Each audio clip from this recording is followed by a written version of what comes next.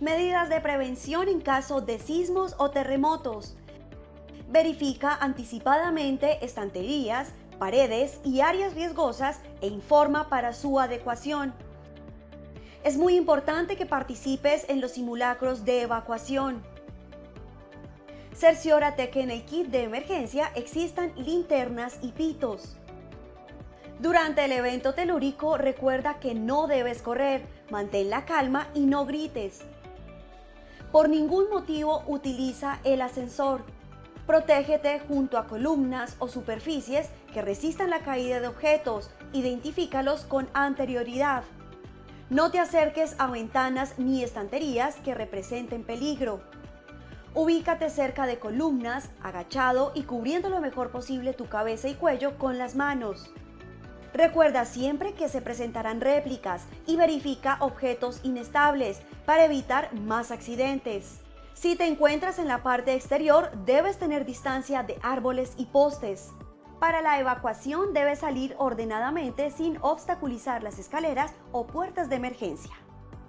Si te encuentras atrapado, de ser posible, activa la luz de tu celular, un timbre fuerte o golpea un objeto que esté cerca para ayudar a tu ubicación.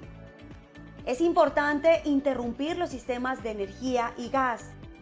Al salir, ten cuidado con la caída de vidrios y objetos contundentes y dirígete al punto de encuentro asignado en los simulacros. Los sismos o terremotos no se pueden prevenir, pero tú sí puedes salvar tu vida y la de los demás.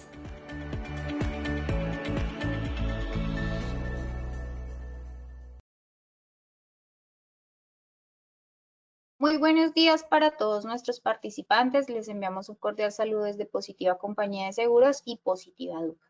Mi nombre es Paula Quintero y seré la encargada de guiarlos en esta acción educativa de la Comunidad Nacional de Conocimiento de Habilidades Humanas para la Seguridad y Salud en el Trabajo. Con la temática titulada Sesión 3, redactar con propósito cómo diseñar un código de conducta inspirador. Les solicitamos muy amablemente estar atentos y participar activamente en nuestro evento web. Pueden usar el chat de preguntas para realizar las inquietudes que puedan tener. Recuerden que a lo largo del evento o al final tendremos un espacio para dar respuesta a las preguntas formuladas. Es un placer para mí darle la bienvenida a nuestro experto líder de la comunidad, el doctor Diego Fernando Hurtado Guzmán. Él es médico, gerente en seguridad y salud en el trabajo y magíster en bioética, docente y expositor nacional e internacional en seguridad y salud en el trabajo y humanismo empresarial. Columnista de opinión, ganador de 2 premios internacionales en España en reconocimiento a su carrera profesional. Quien nos acompañará durante esta sesión, doctor Hurtado. Muy buenos días, qué gusto tenerte nuevamente con nosotros y bienvenido. Hola Paola, hola a todos los participantes de esta comunidad, hola a Pablo, saludos ustedes dos que están detrás de todos estos temas técnicos acompañando a todas las actividades de Positiva. Entonces, darles las gracias por su trabajo y esfuerzo que hace que todo esto salga supremamente bien. Y un saludo muy especial a todos los participantes. Ya tenemos en este momento 84, 85 participantes que van ingresando poco a poco y muy contento de estar con ustedes el día de hoy. Les recuerdo pues que me pueden encontrar en mi correo electrónico, diegohurtadoguzman@gmail.com. Si tienen alguna pregunta o alguna inquietud, ya saben que pueden contar conmigo. O también me pueden encontrar en mis redes sociales, en TikTok y en Instagram como El Arte de Trabajar Feliz. Ahí me pueden encontrar también si quieren ahondar un poquitico más sobre el tema. Bueno, les recuerdo nuestra ruta de conocimiento. Vimos en nuestra sesión 1 los fundamentos éticos para un sistema de gestión de seguridad en el trabajo transformador. Después pasamos al arte de involucrar a todos, ética colectiva en acción. Y ya estamos en esta sesión 3 en donde vamos a empezar a hablar sobre cómo diseñar nuestro código de conducta inspirador, ¿cierto? Cómo diseñar ese código de conducta, que no es más que definir en una empresa cómo nos vamos a comportar. O sea, eso es algo que nunca yo he visto en la normatividad relacionada con seguridad en el trabajo sobre establezca cómo se va a comportar la gente para poder tener, a partir de ahí, poder establecer buenos controles y buenas identificaciones de peligros y riesgos. Entonces, en ese sentido, es muy importante y muy pertinente esta clase por eso. Y esto pues es a lo largo de todas nuestras clases Vamos a ver promoviendo la ética, revisión y evolución y manteniendo vivo el conducto de ética, la cultura de ética y la construcción de un entorno laboral saludable, ética digital. Bueno, ahí vamos a ir viendo varios temas. Entonces, para entrar en materia, en el sondeo, ¿qué te parece, mi querida Paola, si hacemos el sondeo inicial a ver cómo nos va?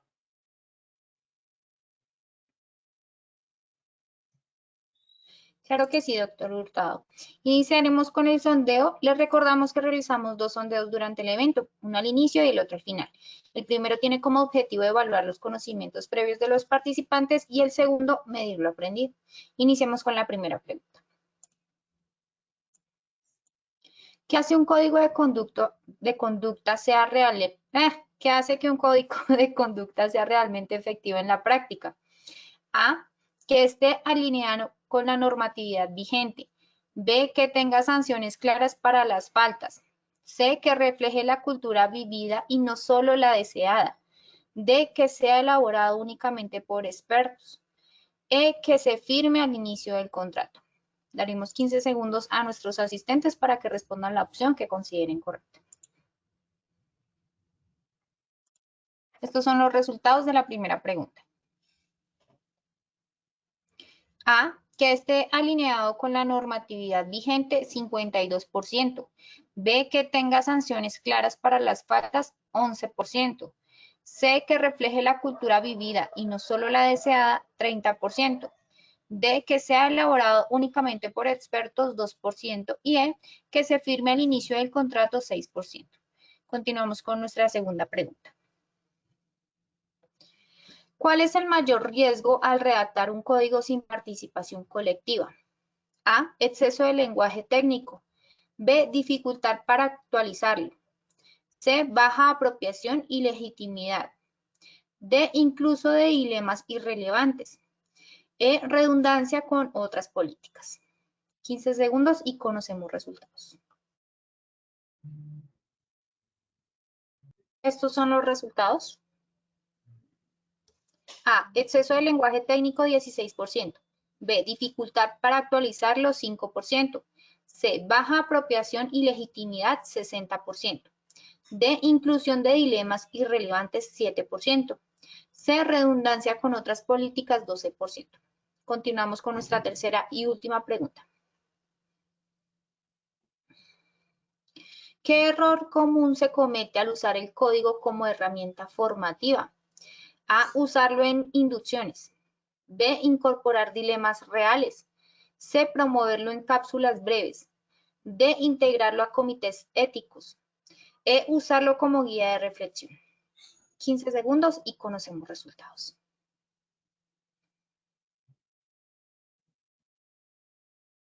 Estos son los resultados. A, usarlo en inducciones, 10%. B, no incorporar dilemas reales, 38%. C, promoverlo en cápsulas breves, 21%.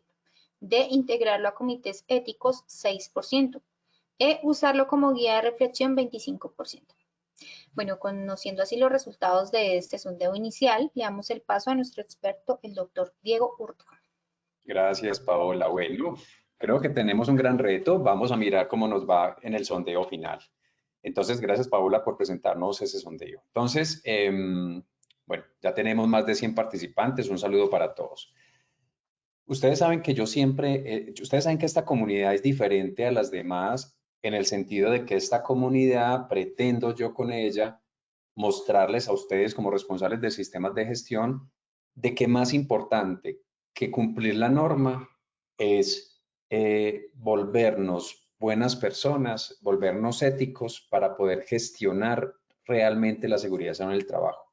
Es muy difícil pretender gestionar los riesgos laborales de las empresas a partir de personas que no saben vivir bien o de personas que no entienden cómo se debe vivir bien la vida.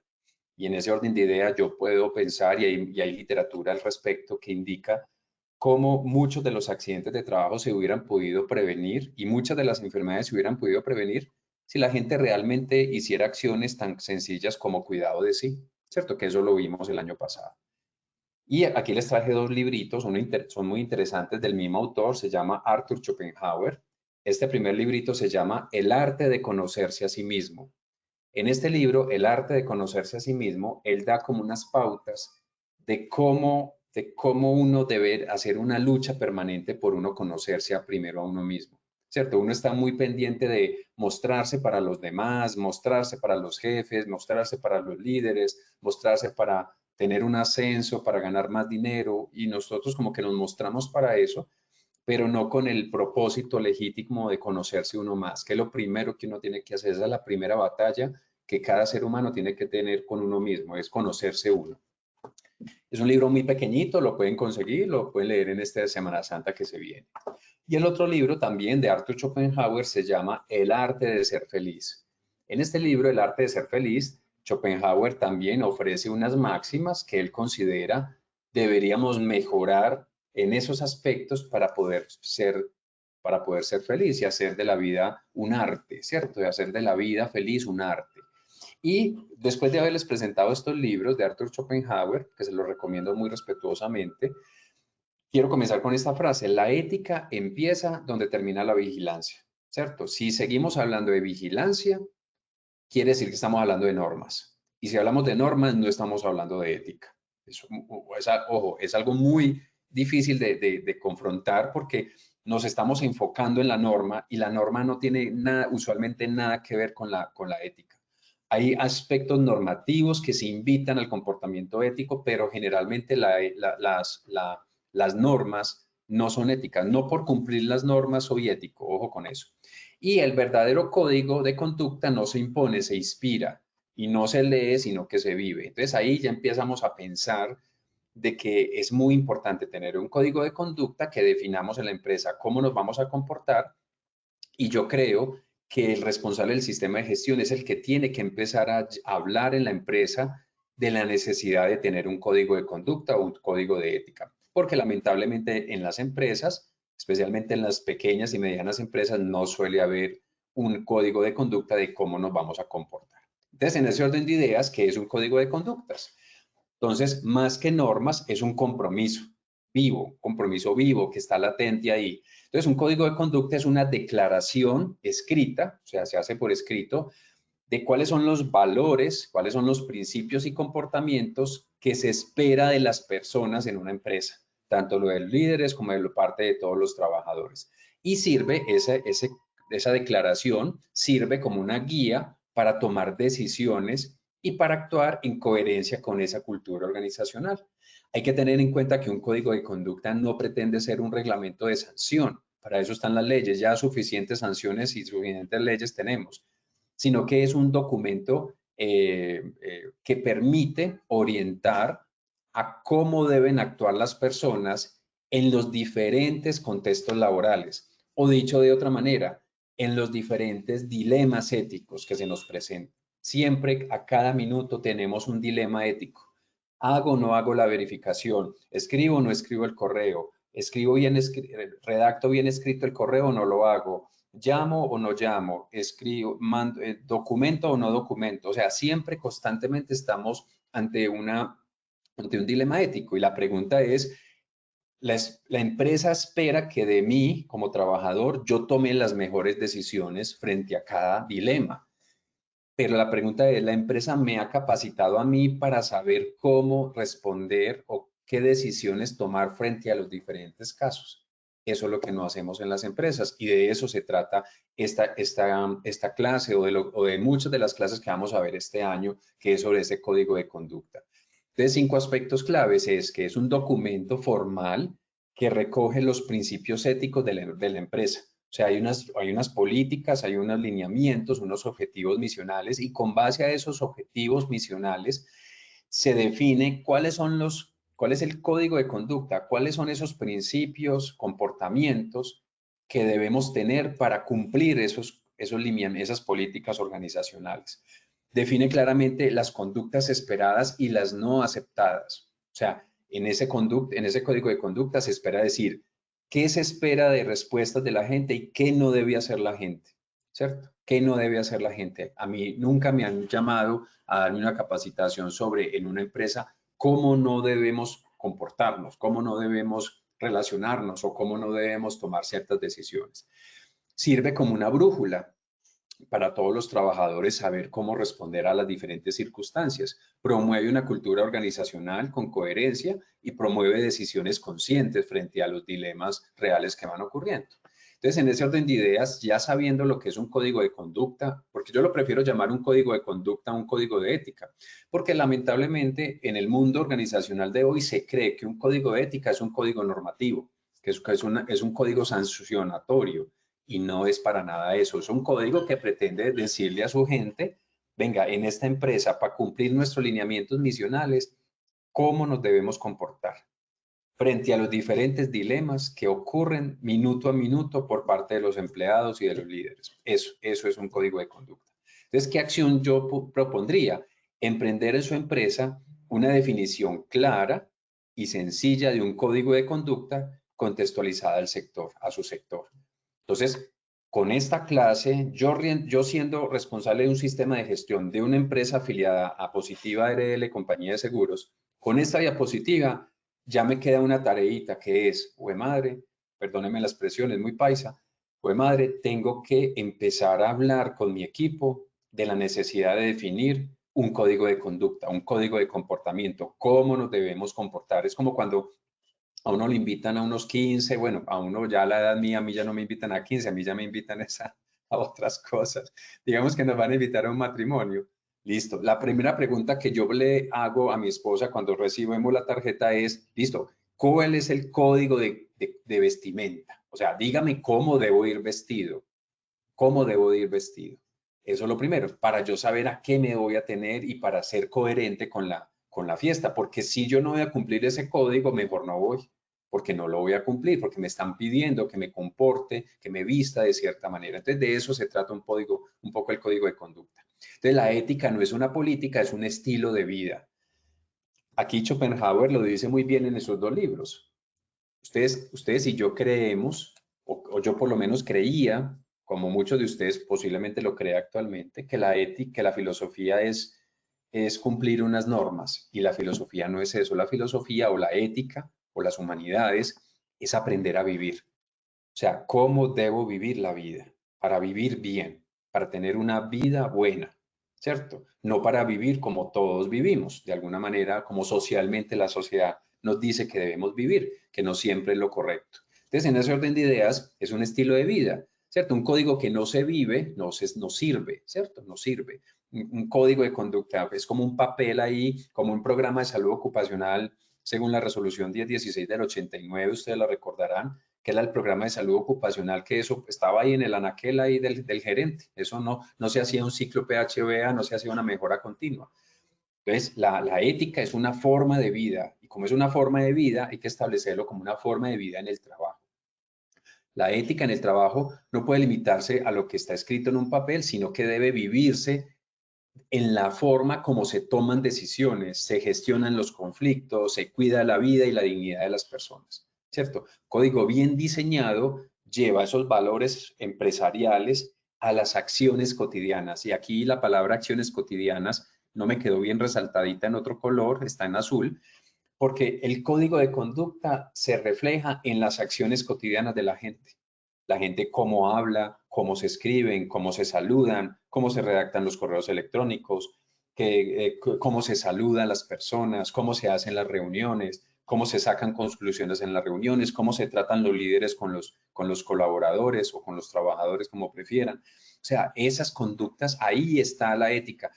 Yo voy a las empresas para mirar qué tanto nivel de compromiso, de conductas éticas tienen en la empresa. Y yo antes que nada de pedir el código de conducta, yo hoy hablo con la gente. Y al yo hablar con la gente, saludar a la gente, yo ya sé qué conductas tienen y al saber eso, yo ya digo, no, aquí no hay ningún código de conducta. No sé qué me irán a entregar en un papel, pero aquí no hay ningún código de conducta. Aquí la gente se comporta conforme a lo que considera cada uno y eso no debe ser así, porque para eso trabajamos en una empresa. Y si no estoy de acuerdo con eso, pues entonces yo debo irme a una empresa en donde mi comportamiento sí se alinee a mi forma de ser, que es lo que no pensamos que deba ocurrir. 5 aspectos claves: la ética como práctica diaria, no como teoría. O sea, ¿qué acciones éticas voy a hacer yo al escribir este correo? Lo fácil es escribirlo de cualquier manera. Si lo vas a escribir de cualquier manera, mal redactado, mal escrito, entonces no está siendo ético. Porque como la ética es hacer de la vida una obra de arte, entonces escribir un correo perfectamente bien escrito o lo mejor escrito posible, eso sí es hacer de la vida una obra de arte. Entonces, el código traduce los valores en comportamientos, refleja la identidad de la empresa, no es una norma externa, sino que es una guía interior de las personas, definir cómo vivir en la empresa, y está al servicio del ser humano, no de la burocracia, ¿cierto? Que lamentablemente se nos suelen enredar muchos procesos esperando firmas de nuestros líderes. Entonces, ¿yo qué les propongo acá? Ya sabemos que es una forma de vida el código de ética. Entonces, al identificar al menos 3 comportamientos cotidianos en su empresa que reflejen o contradigan los valores que deberían guiar al sistema de gestión. Entonces, por ejemplo, ustedes pueden empezar a pensar, listo, en la diapositiva anterior les propuse, hay que empezar a pensar en un código de conducta. Y en esta segunda diapositiva les estoy proponiendo que empiecen a definir por lo menos 3 comportamientos cotidianos que ustedes deben definir son coherentes con las políticas, los lineamientos institucionales de su empresa o los valores de su empresa, ¿cierto? ¿Qué comportamientos podrían estar alineados con esos? Escojan nomás 3 y con esos 3 comienzan, ¿cierto? Con esos 3 comienzan a establecer para poder cumplir los lineamientos organizacionales, nuestras políticas, nuestra visión, nuestros valores, nuestros objetivos, necesitamos tener 3 tipos de comportamientos y empiece con esos 3 tipos de comportamientos. Y ahí empieza todo, a desarrollarse ese código de conducta. Entonces, el origen del código, ¿por qué surge un código? ¿Cierto? Toda organización necesita una brújula, ¿para dónde seguir? ¿Para dónde voy? ¿Cierto?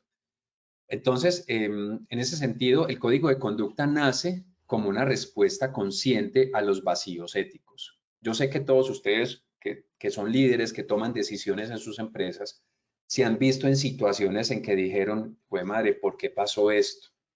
¿Esto por qué pasó? ¿Por qué Carlos o por qué Mauricio o por qué Milena tomó esta decisión sabiendo que lo lógico era haber tomado la otra decisión? ¿Por qué firmó ese documento sabiendo de que eso nos ponía en riesgo a la empresa en el tema reputacional? Ese es el vacío legal, ¿cierto? El vacío ético, perdón. Entonces, las ambigüedades en esa toma de decisiones, las tensiones que se generan entre los intereses individuales y los colectivos. Recordemos que los seres humanos, por naturaleza, estamos diseñados para dejarnos llevar por nuestros propios intereses. Eso ténganlo claro. Cada persona, independientemente de los títulos que tenga, de la experiencia que tenga, del cargo que tenga en la empresa y del salario que tenga en la empresa, siempre su cuerpo, sus células le van a decir que se deje llevar por sus propios intereses, cumplir con sus propios lineamientos que le permitan cubrirse sus intereses personales por encima de los particulares o por encima de los generales, quiero decir. Entonces, si yo ya sé eso, si yo ya sé que biológicamente estamos diseñados para no ser éticos, y si nosotros queremos ser buenas personas, no queremos ser inhumanos, digámoslo así, o poco éticos, digámoslo así, si ya tomamos esa decisión en la empresa, entonces la pregunta es, ya sabemos que los trabajadores y los líderes tienen esa potencial capacidad de dejarse llevar por sus propios intereses, o sea, de no ser éticos. Entonces, ¿qué vamos a hacer? Entonces, hagamos un código para que nos permita alinear a todos frente a cómo comportarse frente a ciertas circunstancias, para empezar a alinear hacia dónde vamos a ir, cómo nos vamos a comportar. Entonces surge la necesidad de orientar el comportamiento ante dilemas. Eso es una metodología muy interesante y es que los equipos de seguridad sano del trabajo empiezan a orientar a los líderes de los diferentes procesos a cuáles son los dilemas éticos que se producen más frecuentemente en cada proceso de la matriz de peligros y riesgos y con base a eso empezar a establecer simulaciones de cómo deberíamos comportarnos o cómo debemos responder a cada situación. Ayudar a prevenir riesgos éticos y laborales, eso nos ayuda totalmente, nos refuerza la coherencia interna entre lo que se dice y lo que se hace, nos da herramientas para actuar con transparencia y nos consolida una confianza interna y externa. Entonces, miren lo importante que es empezar a hablar de un código de ética. en la matriz de peligros y riesgos por ninguna parte. La GTC 45, que sabemos que no es una obligatoria, pero es una guía de metodología de identificación de peligros y riesgos muy interesante que nos propuso el 1072 en el 224615. Y en ese orden de ideas, yo nunca he visto una matriz de peligros y riesgos que identifique el peligro ético o el peligro de falta de ética como un peligro asociado a los procesos. Entonces, ¿qué tal ustedes adicionar una casillita en su Excel? Si manejan Excel, que es mucho, yo lo he visto mucho en Excel, una columna que diga peligro ético, ¿cierto? Y en ese sentido, irme a los procesos, hablar con la gente que maneja esos procesos y preguntarles qué cosas, qué dilemas éticos se pueden producir acá, ¿cierto?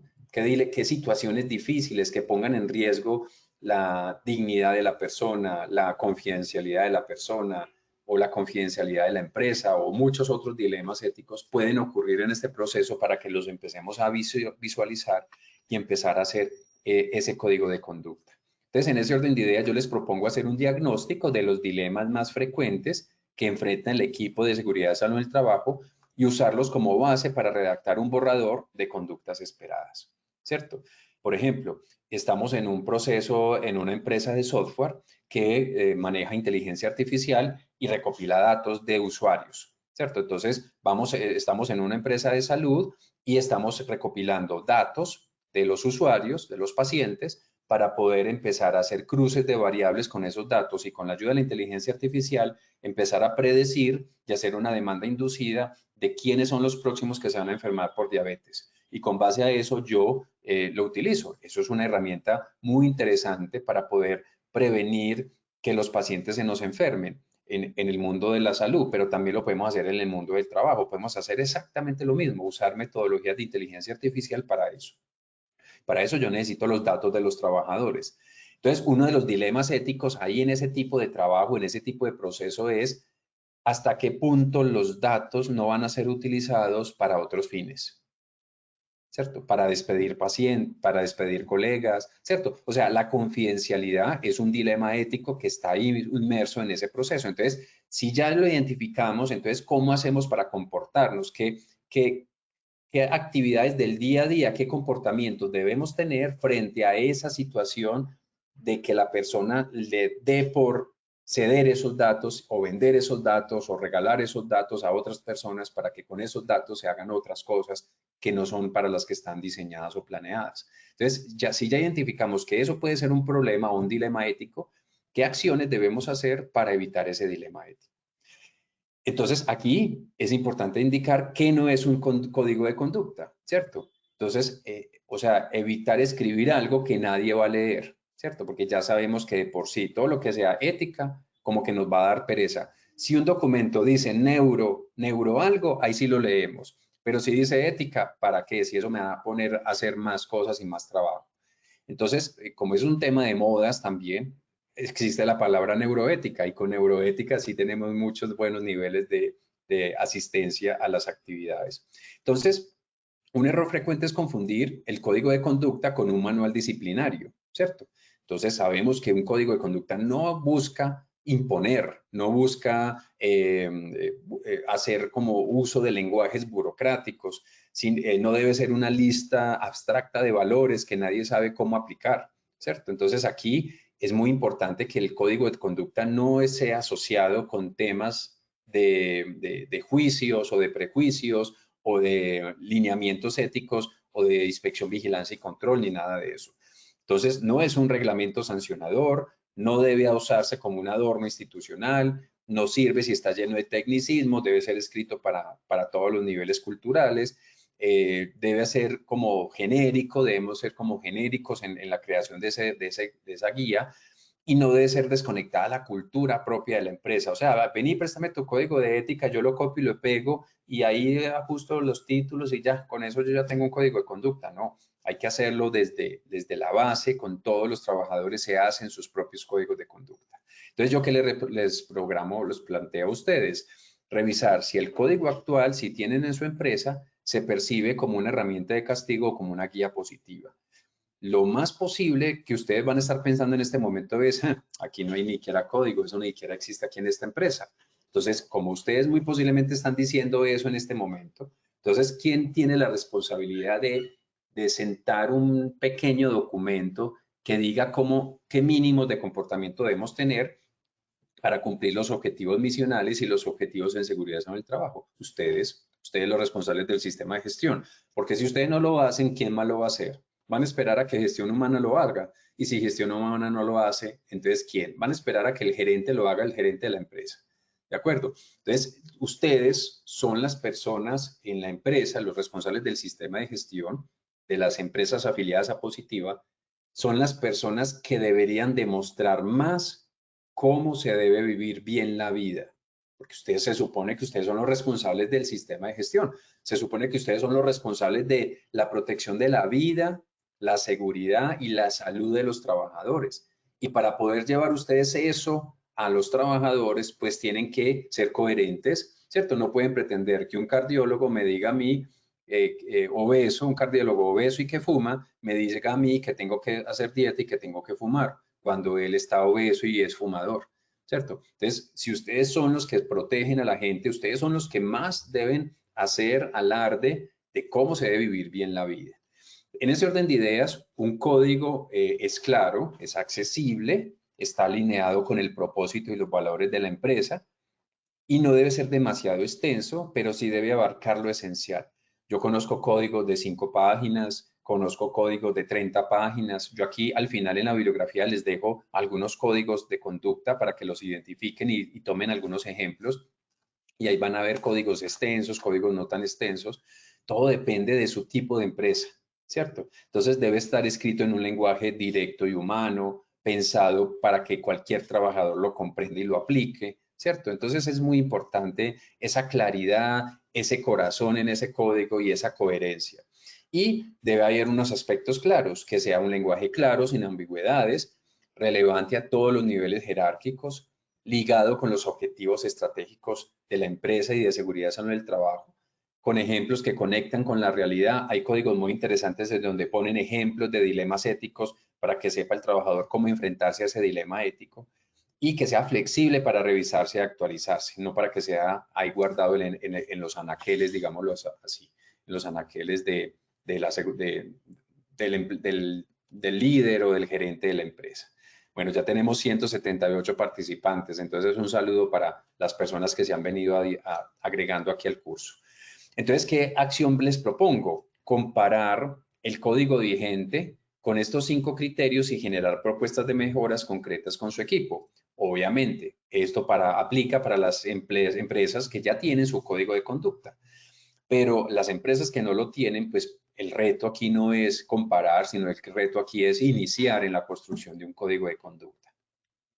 Ustedes me dirán, pero Diego, ¿qué tiene que ver si ya tenemos norma, los estándares mínimos, la 2646, la 032, el 1072 y toda la normatividad de seguridad en el trabajo, si ya tenemos norma que nos dice qué tenemos que hacer, porque usted nos está diciendo de que fuera de eso tenemos que hacer un código de conducta?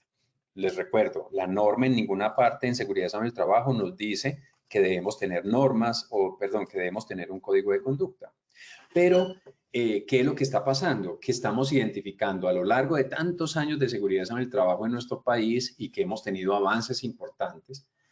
Ustedes lo ven en sus empresas. La gente se nos sigue accidentando y la gente se nos sigue enfermando por culpa del trabajo.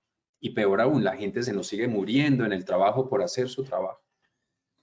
Y los estudios nos indican en términos éticos que la gran mayoría de las situaciones que ocurren en las empresas es por no saber vivir bien, ¿cierto? Por no tomar buenas decisiones que me beneficien a mí, beneficien a la comunidad. Y como nos dejamos llevar por nuestros propios intereses, por eso metemos la mano en donde no la debemos meter. O por eso caminamos, bajamos las escaleras mientras hablamos por el celular y nos rodamos por las escaleras. O sea, sabiendo que el sentido común y aprender a vivir bien la vida es el elemento primordial por el que uno comienza. Y al parecer estamos gestionando riesgos laborales sin tener ese primer concepto que es sepa vivir bien y aprenda a cómo reaccionar frente a las diferentes circunstancias que ocurren en la vida. Para eso hay muchos libros de literatura, que yo les muestro siempre libros en todas mis clases. Hoy les estoy mostrando estos dos libros, El arte de ser feliz y El arte de conocerse a sí mismo. Creo que pueden ser dos libros muy buenos que ustedes les empiezan a entender, que en efecto ya entienden por qué nos comportamos como nos comportamos en las empresas. ¿Por qué un líder lleno de títulos, por qué maltrata a su gente? Porque un trabajador que conoce sus responsabilidades no las cumple adecuadamente. Porque un trabajador que sabe cuáles son sus responsabilidades las hace de cualquier manera, ¿cierto? Claro, porque no hemos aprendido a vivir bien la vida. Y eso es lo que hace esta comunidad de Positiva para ustedes, que se llama Comunidad en Habilidades Humanas. Aprendamos a vivir. Para aprender a vivir hay que estudiar. Y ustedes tienen acceso a ese conocimiento y ese conocimiento está aquí en estas clases. Entonces tenemos que aprovecharlas totalmente. Muy bien, en ese orden de ideas, ¿qué debe incluir un buen código de ética? Entonces, aunque cada empresa tiene su propio estilo de código, hay elementos que no pueden faltar. Y estos van a ser una presentación, una declaración de principios, las conductas esperadas, las relaciones con los grupos de interés y cómo se va a implementar eso. Básicamente, eso son los títulos que tiene un código de conducta. En ese aspecto, hay 5 aspectos importantes que tenemos que tener en cuenta. Una introducción con el propósito del documento, unos valores y principios institucionales, eso se construye con la alta gerencia y con todos los empleados. ¿Cuáles son los comportamientos esperados y cuáles son los comportamientos inaceptables de una empresa? Por ejemplo, ustedes han sido testigos de cómo jefes o líderes tratan mal a sus coequiperos.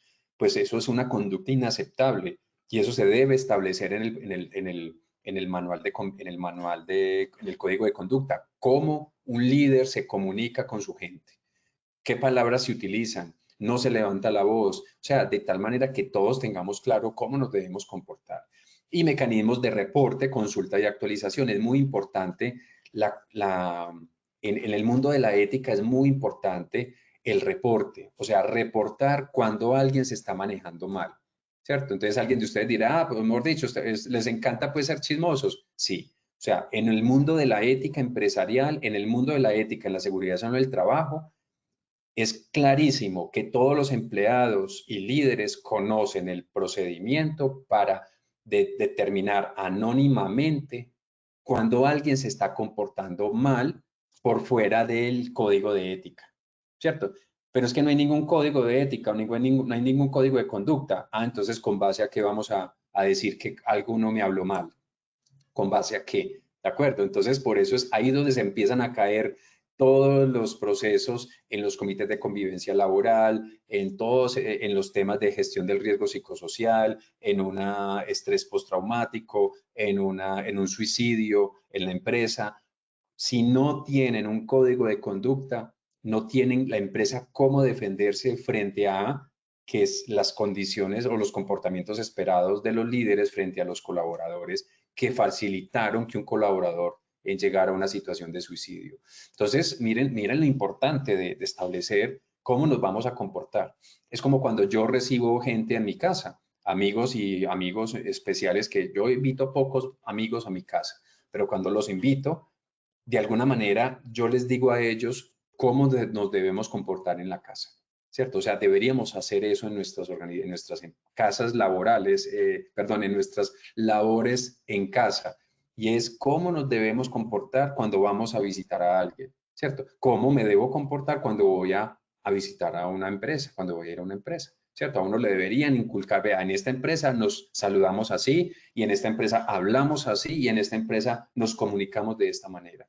Y en esta empresa no hacemos esto, y no hacemos esto, y no hacemos esto, pero eso no suele pasar.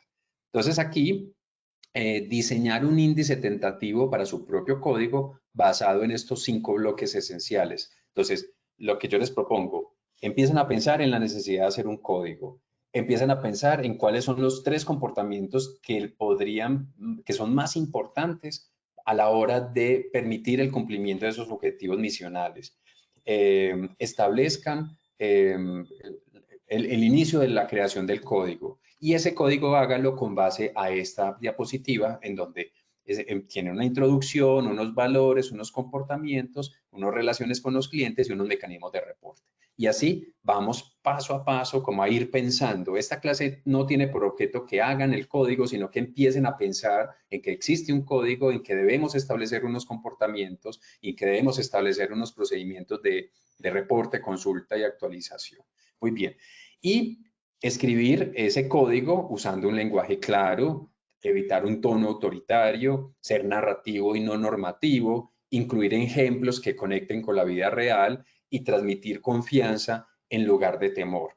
Entonces ahí, cuando vayan a hacer ese código, hagan párrafos que permiten un lenguaje claro, humano y movilizador. Ahí, por ejemplo, ustedes pueden redactar esos aspectos y pueden preguntarle, por ejemplo, a la inteligencia artificial que les ayude a redactar ese párrafo de una manera humana, de una manera clara, de una manera sencilla, y creo que les va a ir muy bien con esa situación. Por ejemplo, ChatGPT en la ruta de conocimiento con Ninfa pueden encontrar información sobre cómo mejorar esas redacciones de esos textos que ustedes van a crear para que sea de un lenguaje mucho más claro. Y el código no es, solo es válido si quienes lo deben cumplir participaron en su construcción. Esto es una parte muy importante porque el código no lo elabora solamente el responsable del sistema de gestión o gestión humana y ya, sino que el código lo construyen todos los procesos. Yo construiría un código a partir de los procesos que tengo en mi empresa y yo invitaría a todos los trabajadores y líderes de todos los procesos a establecer el código propio de cada proceso para que se vaya definiendo un código de procesos y después un código general y ya el código finalizado. Entonces, eso, si no involucramos a los trabajadores en la creación del código, eso nadie lo va a ver, nadie le va a parar bolas a eso, nadie le va a prestar atención. Entonces, en ese orden de ideas, ahí les dejo pues como esa parte muy importante.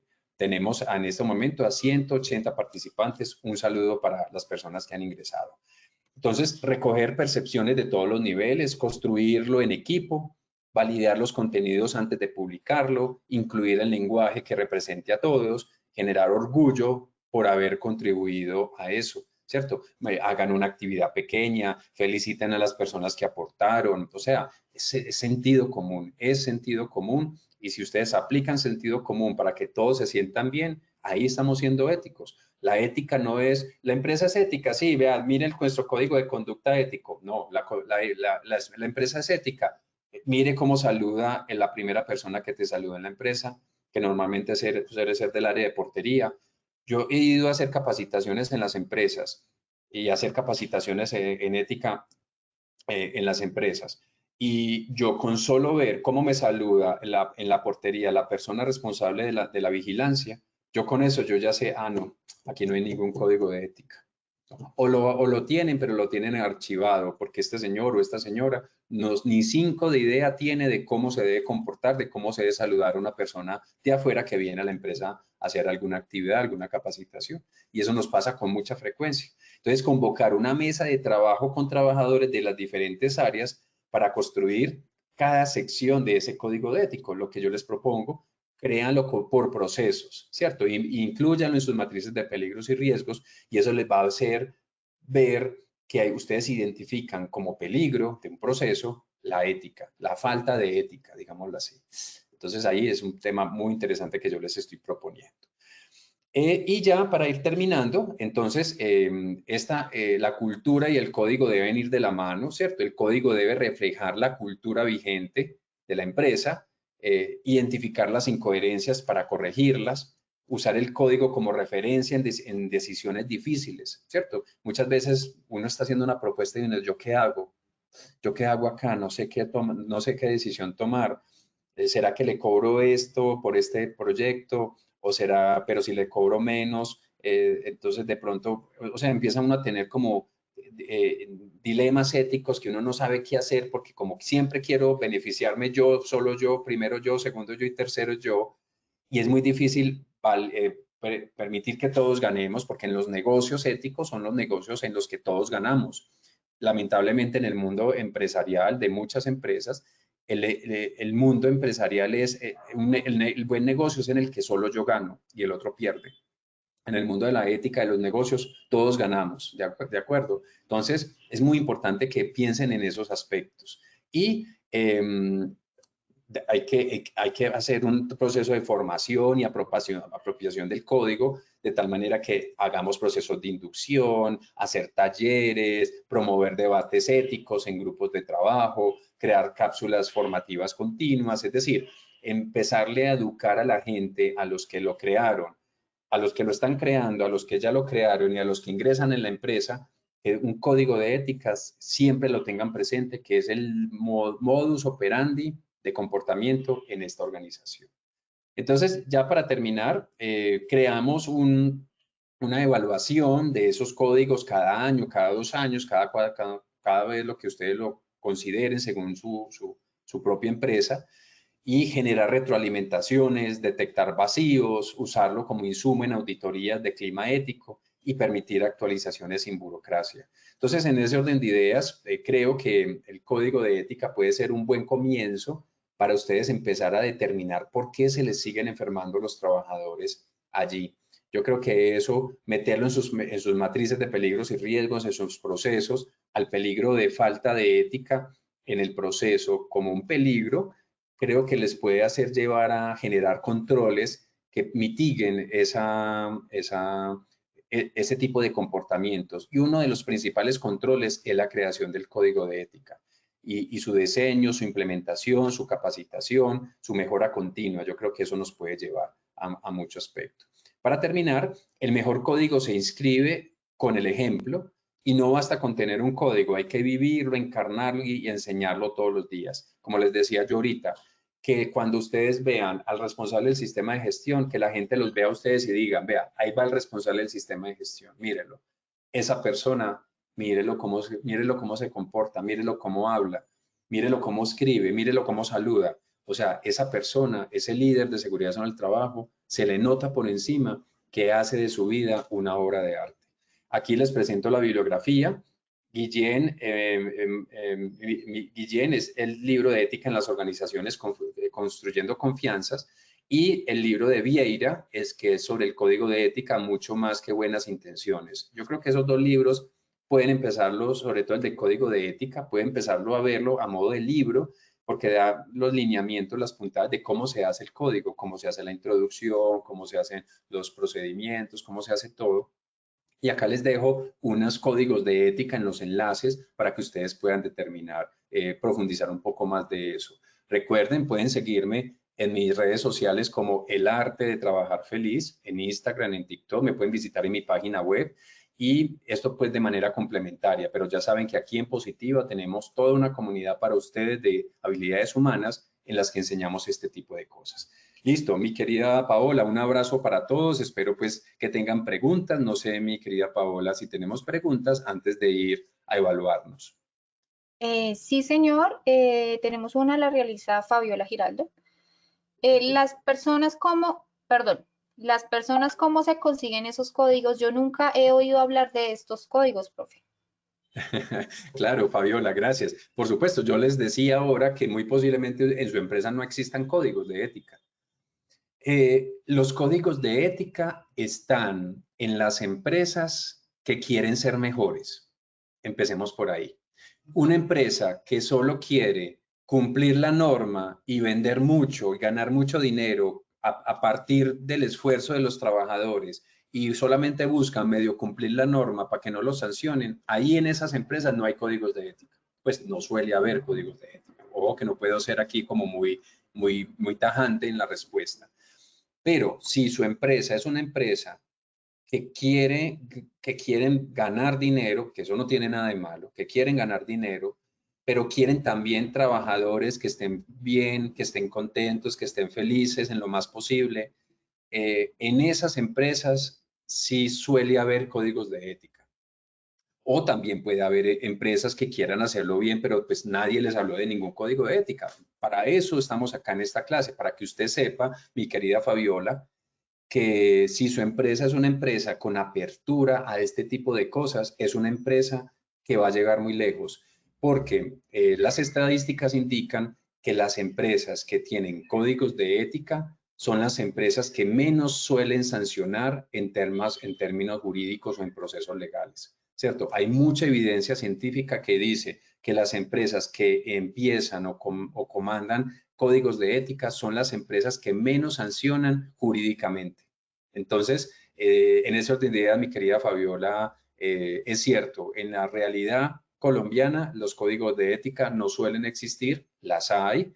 Yo conozco empresas en Colombia, muchas empresas en Colombia tienen sus códigos de ética y están cada vez más interesados en llevar a cabo los códigos de ética, porque el solo hecho de llamar a los trabajadores para realizar un código en donde diga cómo se comportan trabajadores y líderes es ya de por sí el comienzo de las buenas prácticas empresariales y de seguridad en el trabajo. Ahí te dejo, mi querida Fabiola, esa pregunta. Si quieres más comentarios sobre este tema, Fabiola, no dudes en escribirme a mi correo electrónico que está al inicio de la presentación. Me puedes escribir y con mucho gusto yo te comparto bibliografía al respecto. Listo, mi doc, no tenemos más preguntas en el momento, entonces yo creo que podemos pasar a nuestro sondeo final. Perfecto, Paola, gracias. Primera pregunta. ¿Qué hace un código de conducta? ¿Qué hace que un código de conducta, no sé por qué me pasa esto, sea realmente efectivo en la práctica? A, que esté alineado con la normatividad vigente. B, que tenga sanciones claras para las faltas. C, que refleje la cultura vivida y no solo la deseada. D, que sea elaborada únicamente por expertos.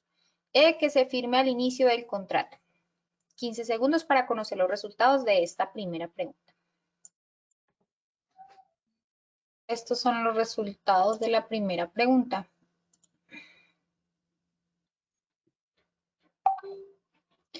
A, que esté alineado con la normatividad vigente 49%. B, que tenga sanciones claras para las faltas 0%. C, que refleje la cultura vivida y no solo la deseada 45%. D, que sea elaborado únicamente por expertos 0%. E, que se firme al inicio del contrato 6%. Doctor, esta primera pregunta, ¿cómo nos ve?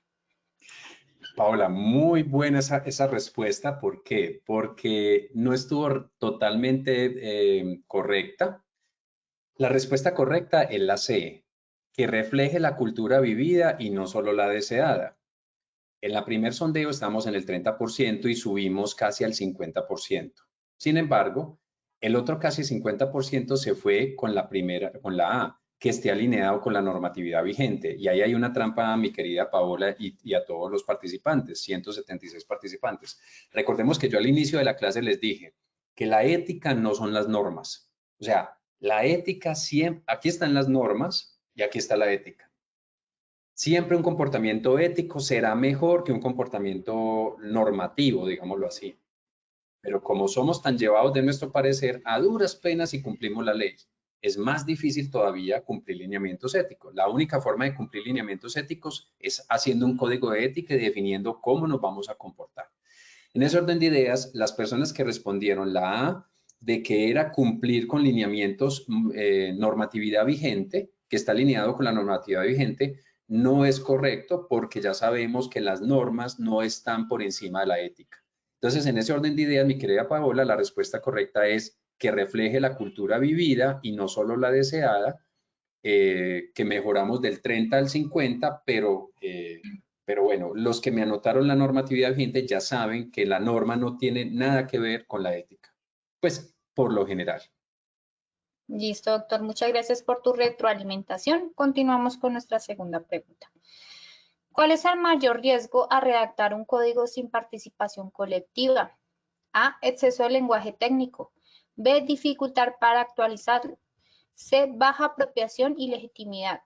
D, inclusión de dilemas irrelevantes. E, redundancia con otras políticas. 15 segundos para conocer los resultados de esta segunda pregunta. Estos son los resultados. A, exceso de lenguaje técnico 12%, B, dificultad para actualizarlo 3%, C, baja apropiación y legitimidad 80%, D, inclusión de dilemas irrelevantes 5%, E, redundancia con otras políticas 0%. Doctor, esta segunda pregunta, ¿cómo nos ve? Súper bien. Imagínate que la respuesta correcta es baja apropiación y legitimidad.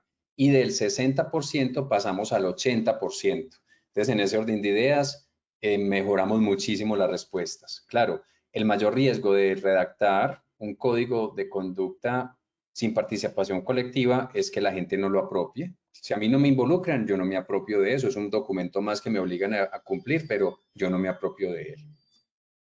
Ok, doctor, muchas gracias. Continuamos. Tercera y última pregunta. ¿Qué error común se comete al usar el código como herramienta formativa? A, usarlo en inducciones. B, no incorporar dilemas reales. C, promoverlo en cápsulas breves. D, integrarlo a comités éticos. E, usarlo como guía de reflexión. 15 segundos para conocer los resultados. Estos son los resultados. A, usarlo en inducciones 2%, B, no incorporar dilemas reales 69%, C, promoverlo en cápsulas breves 12%, D, integrarlo a comités éticos 7%, E, usarlo como guía de reflexión 10%. Doctor, esta tercera pregunta, ¿cómo nos fue?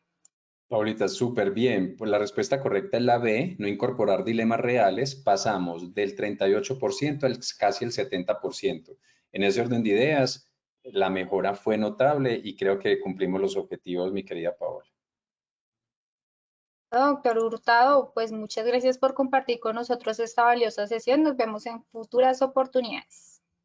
A ti, Paola, a Pablo, Pablo, gracias por todo tu apoyo, a todo el equipo de participantes de esta comunidad, 172 en este momento en línea, muchísimas gracias, muy respetuosamente con con estos temas que abordamos, una invitación a vivir mejor, hagan de su vida una obra de arte, sin ser perfectos, pero que cada vez quieran hacerlo mejor, que cada vez hagan mejores sus inspecciones, que cada vez escriban mejores sus correos, que cada vez hagan mejores sus reuniones con sus equipos, que cada vez se vistan mejor, que cada vez hablen mejor. En ese orden de ideas, eso nos va a permitir hacer de este mundo y de nuestro país un mejor país para vivir. Entonces, un abrazo para todos y gracias a todos. Gracias a ti, doctor Hurtado. En esta oportunidad queremos hacerle una invitación muy especial a nuestros habitantes del departamento del Chocó para que participen en una actividad en la cual pueden asistir con su núcleo familiar. Estaremos ubicados en el Centro Recreacional y Vacacional Confa Chocó, sábado 12 de abril, en un horario de 8 de la mañana a 12 del mediodía. Les recuerdo, escaneando el código QR que aparece en pantalla, pueden realizar la inscripción y participar. Y continuamos con nuestra invitación para los habitantes del departamento de Caldas, para que participen de nuestro cuarto Congreso Nacional en Cultura para la Transformación Empresarial que vamos a realizar en Manizales el día jueves 24 de abril. Estaremos en el Hotel Termales del Otoño de 8 de la mañana a 5 de la tarde. Recuerden, escaneando el código QR pueden realizar la inscripción y participar. Estas acciones educativas no tienen costo, son certificadas para afiliados, así que no dejes pasar esta gran oportunidad, están todos cordialmente invitados. De antemano, muchas gracias por su participación y acompañamiento. Les recordamos que pueden acceder a estas y muchas otras acciones educativas a través del Centro Virtual de Enseñanza y Aprendizaje Posipedia, www.posipedia.com.co, donde encontrarán todas nuestras comunidades del conocimiento y más información sobre nuestro Plan Nacional Multimodal de Educación en Seguridad y Salud en el Trabajo. También encontrarán nuestros cursos de Sistema de Gestión de Seguridad y Salud en el Trabajo de 50 y 20 horas para que los puedan desarrollar con nosotros. Los invitamos a descubrir más sobre nuestras acciones educativas en www.posipediatalleresweb.com o siguiéndonos a través de nuestro canal de WhatsApp Positiva Educa. Pueden hacerlo escaneando el código QR que aparece en pantalla o copiando el enlace desde su celular. El certificado de este evento web estará disponible para nuestros afiliados entre 1 y 8 días hábiles después de concluir la acción educativa y podrán acceder a él a través de nuestro portal Posipedia en la sección Educativa. Finalizamos nuestro espacio educativo dejándolos con el siguiente video. Que tengan un excelente día.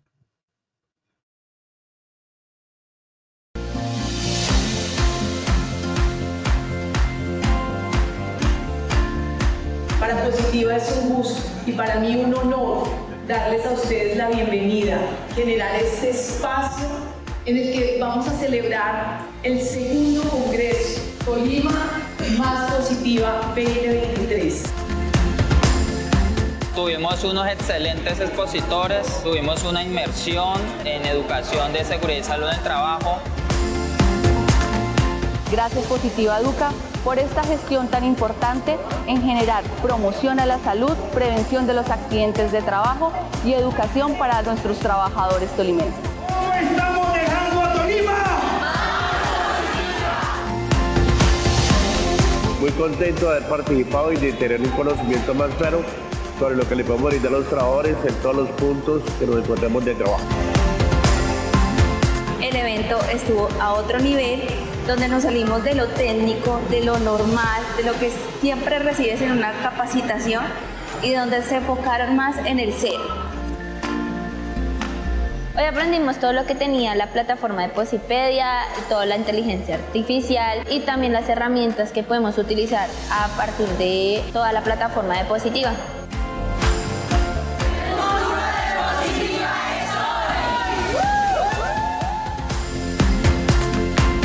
De este congreso me voy súper contenta porque escogimos bien nuestra aseguradora y sabemos que vamos a lograr grandes cosas con ella. Estos escenarios son propicios para avanzar, conocer, además que Positiva siempre viene con grandes avances, con una temática nueva como lo hizo hoy. Colombia, potencia de la vida.